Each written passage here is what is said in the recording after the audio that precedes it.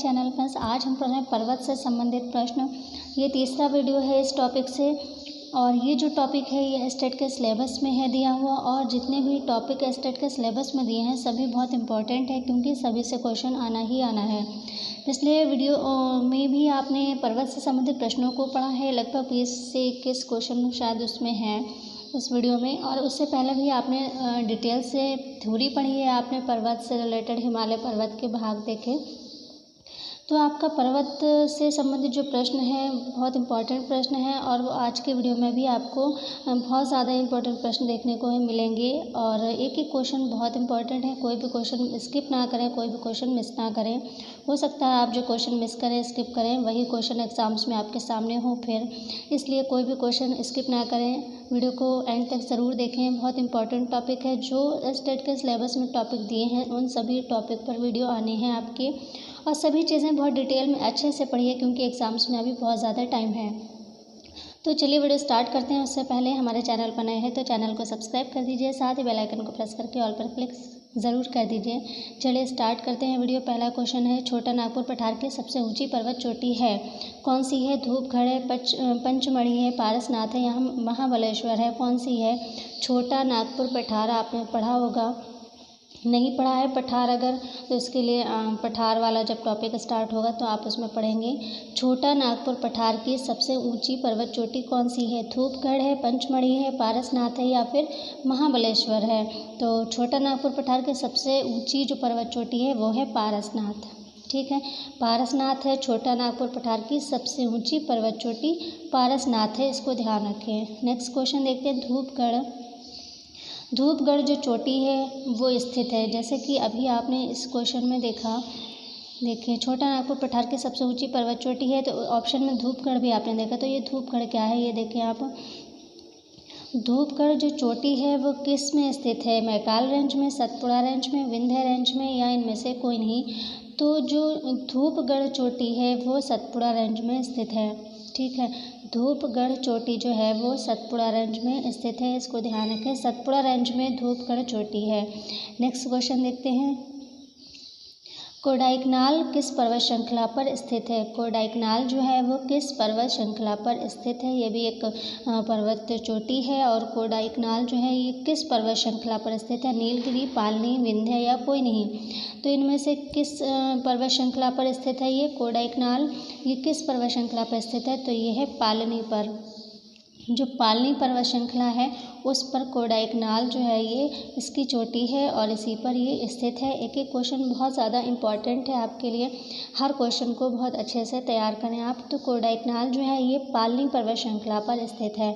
Next देखते हैं, किस राज्य में सबरीमाला स्थित है? इम्पॉर्टेंट है ये क्योंकि सबरीमाला ये कुछ साल जो है लगभग विवादों में रहा, इस पर केस था सुप्रीम कोर्ट में, तो ये जो है आ सकता है, इसको ध्यान रखें आप किस राज्य में सबरीमाला स्थित है। सबरीमाला मंदिर भी है जिसका विवाद था। ठीक है, सबरीमाला पर्वत चोटी का विवाद नहीं था, जो मंदिर वहाँ पर था वहाँ पर महिलाओं के प्रवेश को लेकर कुछ उसका वो था। तो किस राज्य में सबरीमाला स्थित है? केरल, कर्नाटक, तमिलनाडु या कोई नहीं। तो इसमें से केरल में है ये सबरीमाला। ठीक है, सबरीमाला जो है कहाँ है? केरल में है। नेक्स्ट क्वेश्चन देखते हैं। निम्नलिखित में से उत्तर पश्चिम में स्थित पर्वत है, मतलब उत्तर और पश्चिम में कौन सा पर्वत है? तो उत्तर पश्चिम में या ऐसा लिखा हो पश्चिमोत्तर लिखा हो, मतलब एक में ही, मतलब जैसे ये इन्होंने उत्तर पश्चिम अलग अलग लिख दिया है। अगर पश्चिमोत्तर लिखा हो ठीक है तब भी आप यही करें। निम्नलिखित में से उत्तर पश्चिम में स्थित पर्वत कौन सा है? अरावली, विंध्य, सतपुड़ा या अनाईमुड़ी। तो कौन सा है जो उत्तर पश्चिम में स्थित है? वो है अरावली। अरावली जो पर्वत श्रृंखला है ये सबसे प्राचीन पर्वत श्रृंखला है, ये भी याद रखें। और सबसे नवीनतम कौन सी है? नवीनतम है हिमालय। और अरावली जो है ये सबसे प्राचीन पर्वत श्रृंखला है जो कि उत्तर पश्चिम में स्थित है। और जो अरावली पर्वत है ये सबसे प्राचीन पर्वत है और इसकी उत्पत्ति जो है प्री कैम्ब्रियन युग में हुई थी। इसके लिए आपके जब ये पर्वत का जो टॉपिक है ख़त्म होगा, इसके बाद ये आपके जो युग वाले हैं जैसे प्री कैम्ब्रियन युग है या और भी बहुत सारे युग हैं उनके ऊपर भी वीडियो बना दूँगी। तो अरावली पर्वत श्रृंखला सबसे प्राचीन पर्वत श्रृंखला है और इसका जो उत्पत्ति हुई है ये प्री कैम्ब्रियन युग में हुई है। और जो अरावली पर्वत है इसके आसपास का जो क्षेत्र है वहाँ पे कौन सी जनजाति निवास करती है, तो वहाँ पे भील जनजाति जो है वो निवास करती है।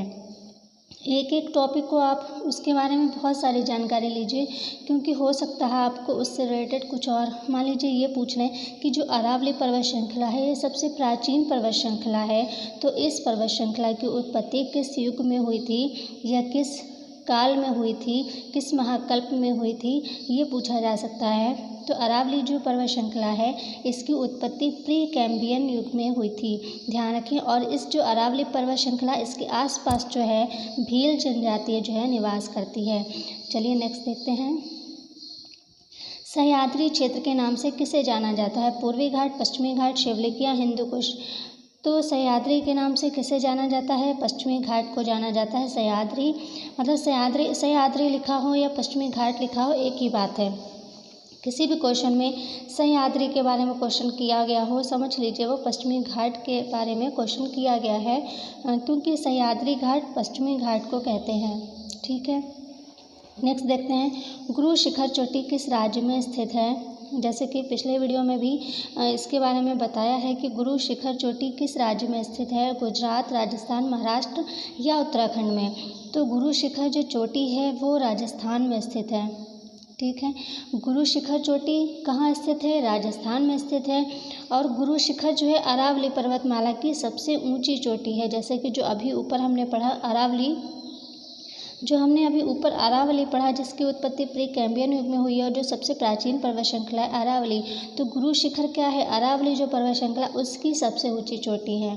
क्योंकि हर जो पर्वत श्रृंखला होती है उसकी सबसे ऊंची चोटियाँ अलग अलग होती हैं, तो जो अरावली पर्वत श्रृंखला है उसकी सबसे ऊंची चोटी पूछा जाए तो वह गुरु शिखर है। ठीक है, अरावली पर्वत श्रृंखला की सबसे ऊंची चोटी गुरु शिखर है और ये कहाँ है, ये है राजस्थान में। चलिए नेक्स्ट देखते हैं। शेवराय पहाड़ियाँ कहाँ स्थित हैं, तमिलनाडु, कर्नाटक, केरल या फिर जम्मू कश्मीर में।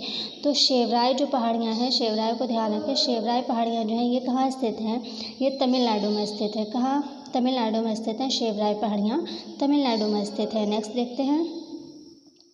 जहाँ पूर्वी घाट और पश्चिमी घाट मिलते हैं वहाँ निम्नलिखित में से कौन सी पहाड़ियाँ स्थित हैं, शेवराय, नीलगिरी या सतपुड़ा या कार्डेमम।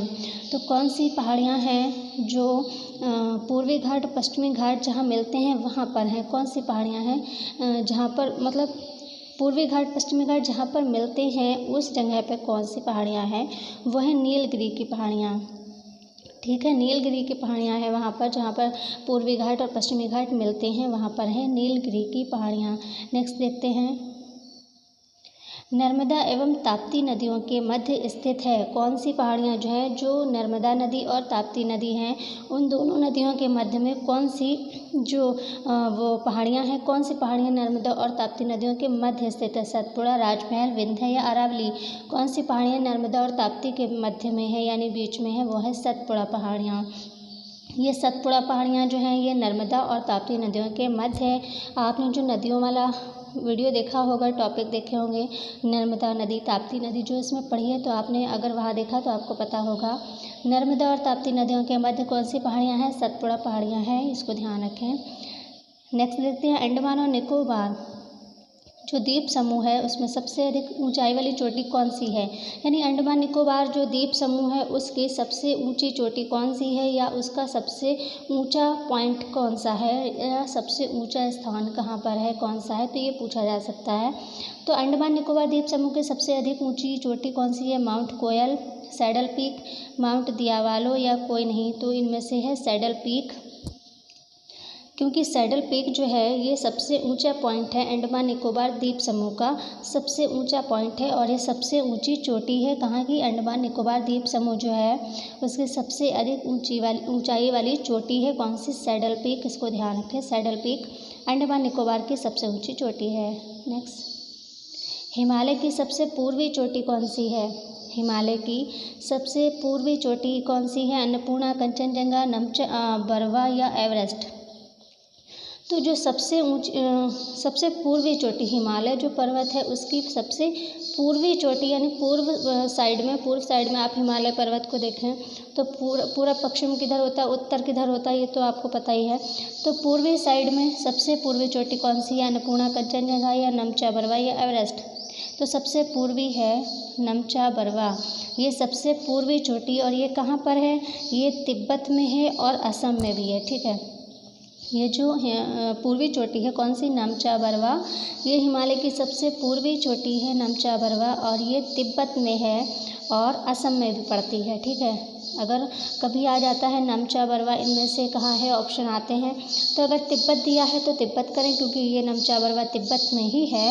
लेकिन अगर तिब्बत ना देकर असम देते हैं तो आप असम में करें क्योंकि नमचा बरवा असम में भी है और तिब्बत में है, लेकिन अधिकांश जो है वो तिब्बत में है और फिर असम में भी है। ठीक है, नेक्स्ट देखते हैं, कौन सा पर्वत हिमालय श्रृंखला का अंग नहीं है? काराकोरम, हिंदुकुश, कुमाऊं या अरावली? कौन सा है जो हिमालय श्रृंखला का अंग नहीं है? तो वो बहुत ही सिंपल है, हिमालय वाला सबसे पहला वीडियो आपने देखा है तो आपको पता होगा। काराकोरम, हिंदुकुश, कुमाऊं या अरावली, कौन सा जो पर्वत है वो हिमालय श्रृंखला का अंग नहीं है? वो है अरावली। अरावली जो है ये हिमालय पर्वत का हिस्सा नहीं है, हिमालय पर्वत के अंतर्गत नहीं आता है। कौन सा? अरावली। ध्यान रखें, अरावली पर्वत श्रृंखला हिमालय पर्वत का हिस्सा नहीं है। नेक्स्ट देखते हैं, हिमालय पर्वत एक मुख्य प्रकार है ज्वालामुखी पर्वत का, वलित पर्वत का या अवशिष्ट पर्वत का या फिर भ्रंश पर्वत का? पिछले वीडियो में बहुत अच्छे से बताया हुआ है। वलित पर्वत जिसको मोड़दार पर्वत भी कहते हैं, और मोड़दार पर्वत में कौन कौन से हैं ये सब पिछले वीडियो में बताया हुआ है, तो आप बता पाएंगे कि हिमालय पर्वत जो है ये वलित पर्वत है, यानी कि मोड़दार पर्वत है। हिमालय पर्वत मोड़दार पर्वत है यानी कि वलित पर्वत है। और ये वलित पर्वत मोड़दार पर्वत क्यों कहते हैं? क्योंकि जो गोंडवाना लैंड था वो उत्तर की साइड जो है खसकने लगा था, और जो टेथिस सागर था उसमें जो मलबे का निक्षेपण होता गया और वो मोड़ जैसे बनने लगे, क्योंकि वो जो गोंडवाना लैंड था वो उत्तर की तरफ खसकने लगा और मोड़ जैसे बनने लगे उसमें वलित, इसलिए हिमालय जो है ये वलित पर्वत है यानी मोड़दार पर्वत है हिमालय। ठीक है, और भी बहुत सारे पर्वत हैं जो वलित पर्वत या मोड़दार पर्वत के अंतर्गत आते हैं, वो आपने पिछले वीडियो में देखा, उसको बताया हुआ मैंने। अवशिष्ट पर्वत भी अवशिष्ट पर्वत के अंतर्गत अरावली आता है। ठीक है, ये भी ध्यान रखें, ये जो अवशिष्ट पर्वत है इसके अंतर्गत अगर पूछे तो अरावली आता है, और भी बहुत सारे आते हैं, उसके लिए अलग से वीडियो बना दूंगी। भ्रंश पर्वत क्या है ये भी पिछले वीडियो में बताया हुआ है, वलित भी बहुत सारे बताए हुए हैं, तो आप उसको वहाँ से देख लें। नेक्स्ट देखते हैं, भारत में हिमालय की सर्वोच्च पर्वत चोटी कौन सी है? यहाँ पर आप देखें, ये जो भारत में हिमालय की सर्वोच्च पर्वत चोटी है कौन सी है? नंदा देवी, कंचनजंगा, धौलागिरी या अरावली? तो इसको लेकर बहुत ज़्यादा मतभेद होता है, कभी ऑप्शन में K2 दिया होता है, कभी कंचनजंगा दिया होता है, तो ऐसा क्यों होता है? मान लीजिए यहाँ पर ऑप्शन जो आपके सामने 4 दिए हैं, नंदा देवी, कंचनजंगा, धौलागिरी और अरावली, तब अगर इसमें K2 कहीं नहीं है तब आप कंचनजंगा करेंगे, क्योंकि कंचनजंगा सबसे ऊंची चोटी है भारत में हिमालय की। ठीक है, भारत में हिमालय की सर्वोच्च पर्वत चोटी कौन सी है? K2 है, लेकिन अगर K2 ऑप्शन में नहीं है, कंचनजंगा है, तब आप कंचनजंगा को करेंगे, और अगर K2 है तब आप K2 को करेंगे। लेकिन अगर K2 और कंचनजंगा दोनों है तब भारत में हिमालय की सर्वोच्च पर्वत चोटी है, ऐसा क्वेश्चन हो और ऑप्शन में K2 और कंचनजंगा दोनों हो, तब आप क्या करेंगे? क्योंकि K2 और कंचनजंगा को लेकर मतभेद है। क्यों है? क्योंकि K2 जिस स्थान पर स्थित है यानी वो स्थान POK का है। आपको पूरे पता है कि K2 कहाँ है, पाकिस्तान के गिलगित बल्तिस्तान क्षेत्र है, और जो क्षेत्र है जहाँ पर K2 स्थित है वो POK का क्षेत्र है, मतलब वो उस पर विवाद है, उस स्थान उस ज़मीन को लेकर विवाद है भारत का कि उस पर अधिकार है नहीं है, उसको लेकर जो विवाद है, तो उसके कारण जो वैसे तो K2 जो है सबसे ऊंची चोटी है, लेकिन जिस स्थान पर है वो उस स्थान के कब्ज़े को लेकर अधिकार को लेकर जो विवाद है उसकी वजह से कभी कभी K2 को नहीं माना जाता है और फिर कंचनजंगा को माना जाता है। क्योंकि कंचनजंगा पूरी तरह से भारत के अधिकार क्षेत्र में है, इसलिए फिर कभी कभी कंचनजंगा को माना जाता है। अगर कंचनजंगा और K2 दोनों ऑप्शन में है तब आप K2 ही करें। ठीक है, क्योंकि K2 और कंचनजंगा दोनों अगर ऑप्शन में दिए हैं तो इसका मतलब साफ है कि वहाँ पर K2 ही आंसर माना जा रहा है। और ऐसा आप किसी पिछले टेट के, आई थिंक टेट का ही कोई एग्ज़ाम्स हुआ है पीछे, उसमें कंचनजंगा और K2 दोनों दिए हैं तो वहाँ पर K2 को माना गया है। तो इसका मतलब साफ है कि वैसे तो K2 ही है ऊँची, लेकिन वो ज़मीन के अधिकार क्षेत्र को लेकर थोड़ा सा मतभेद है उसमें, तो इसलिए कभी कभी कंचनजंगा को माना जाता है। लेकिन अगर कंचनजंगा और K2 दोनों ही ऑप्शन में दिए हैं तब आप K2 ही करें। ये मेरा अपना विचार है कि आप तब वहाँ पर K2 ही करें। चलिए यहाँ पर देखें अगर, तो यहाँ पर कंचनजंगा माना जाएगा क्योंकि यहाँ पर K2 दिया ही नहीं है। ठीक है, चलिए नेक्स्ट देखते हैं। भारत की कौन सी पर्वत श्रेणी नवीनतम है? जैसे कि अभी बताया, भारत की कौन सी पर्वत श्रेणी नवीनतम है? वो है हिमालय, क्योंकि अरावली जो है ये तो सबसे प्राचीन है, तो सबसे नवीनतम कौन सी? हिमालय। जैसे कि अभी बताया था ऊपर कि हिमालय जो है सबसे नवीनतम पर्वत श्रेणी है। और सबसे पुरानी कौन सी है, सबसे प्राचीन कौन सी है? वो है अरावली। ठीक है, नेक्स्ट देखते हैं। कौन सी हिमालय की पर्वत चोटी असम राज्य में स्थित है? कौन सी जो पर्वत चोटी है वो असम राज्य में स्थित है? कौन सी है? नंदा देवी, धौलागिरी, कंचनजंगा या फिर नामचा बरवा। जैसे कि अभी भी बताया, नामचा बरवा जो है ये तिब्बत और असम दोनों में है, और यहाँ पर नंदा देवी तो उत्तराखंड में है। तो इस तरह से कौन सी हिमालय की पर्वत चोटी असम राज्य में स्थित है? तो असम में यहाँ पर नामचा बरवा जो है ये स्थित है। और भी चीज़ें स्थित है, लेकिन आप ऑप्शन को देखें कि ऑप्शन में क्या क्या दिया है। तो अगर ऑप्शन में, जैसे कि अभी कंचनजंगा और K2 वाला आपने देखा, तो अगर ऑप्शन में ही K2 दिया ही नहीं तब तो आप कंचनजंगा ही करेंगे। तो ऑप्शन को देखें आप, कौन सी हिमालय की पर्वत चोटी असम राज्य में स्थित है? तो वह है नामचा बरवा, ये तिब्बत में है और असम राज्य में भी स्थित है। नेक्स्ट देखते हैं।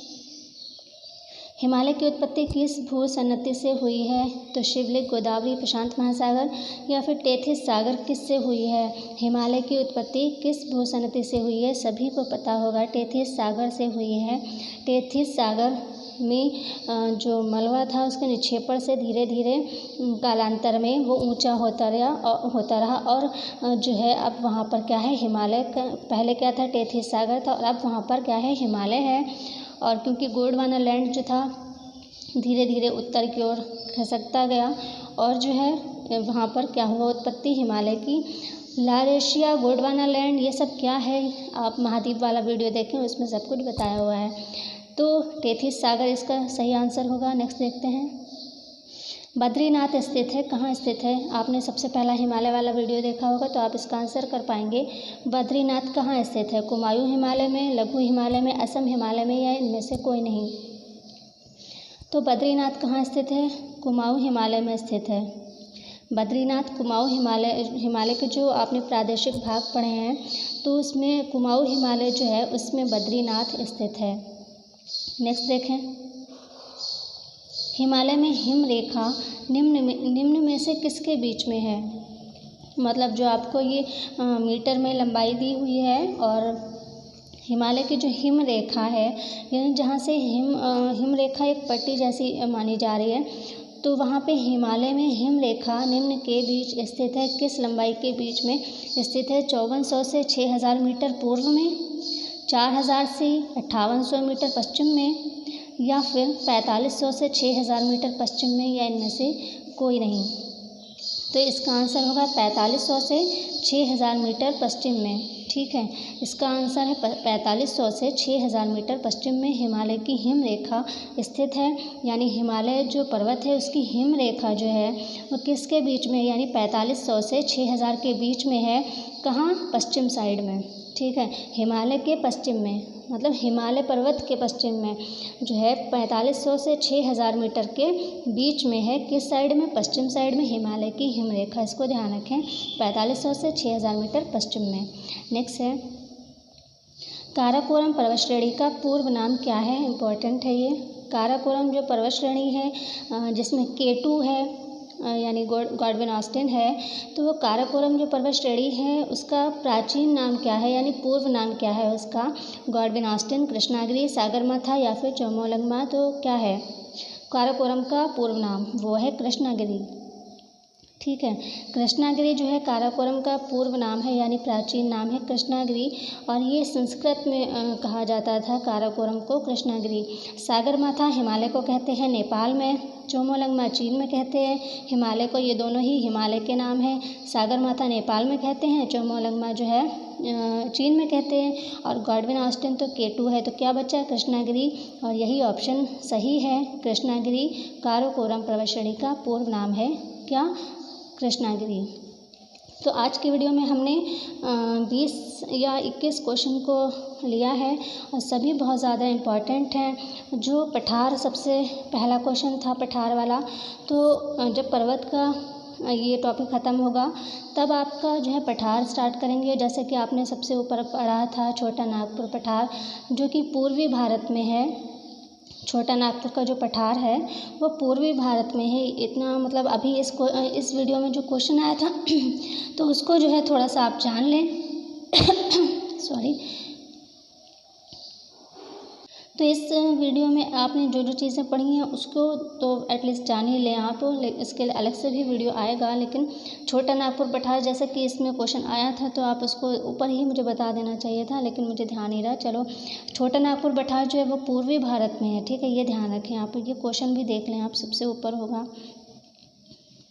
ये है छोटा नागपुर पठार की सबसे ऊंची पर्वत चोटी कौन सी है, तो वो पारसनाथ है। छोटा नागपुर पठार की सबसे ऊंची चोटी पारसनाथ है। और छोटा नागपुर पठार जो है वो पूर्वी भारत में है, जो भारत का पूर्वी हिस्सा है वहाँ पड़ता है छोटा नागपुर पठार। और ये जो है झारखंड का अधिकतर हिस्सा जो है इसमें आता है छोटा नागपुर पठार में।